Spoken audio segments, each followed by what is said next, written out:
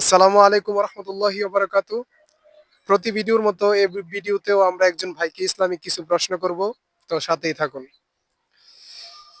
আহ, আমাদের প্রথম প্রশ্ন হচ্ছে, কোন ফেরেশতাকে সকল ফেরেশতার সর্দার বলা হয়?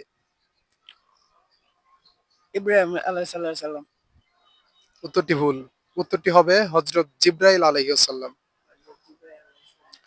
আমাদের পরবর্তী প্রশ্ন হচ্ছে, সংকলনকারী কার উপাধি? বলতে পারতেছি না।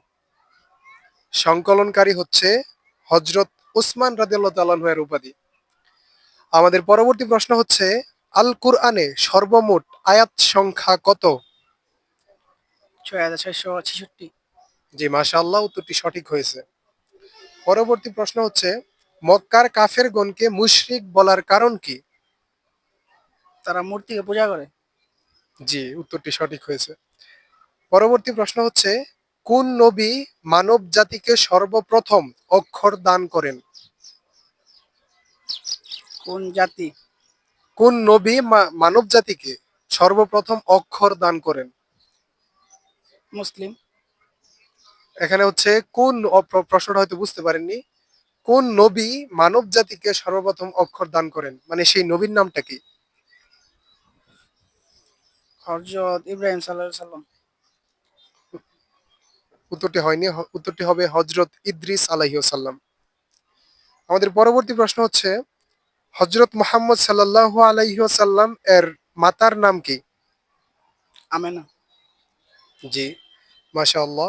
পরবর্তী প্রশ্ন হচ্ছে, মিকাইল ফেরেশতার কাজ কি? বৃষ্টি বর্ষানো। জি, মিকাইল ফেরেশতার কাজ হচ্ছে বৃষ্টি বর্ষণ করা। ঠিক আছে, পরবর্তী প্রশ্ন, বিশ্বের প্রথম লিখিত সংবিধান কোনটি? বিশ্বের। বিশ্বের প্রথম লিখিত সংবিধান কোনটি?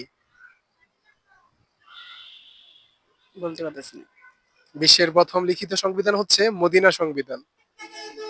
পরবর্তী প্রশ্ন হচ্ছে, কোন মহামানবের হাতের পরশে শক্ত লোহাও নরম হয়ে যেত?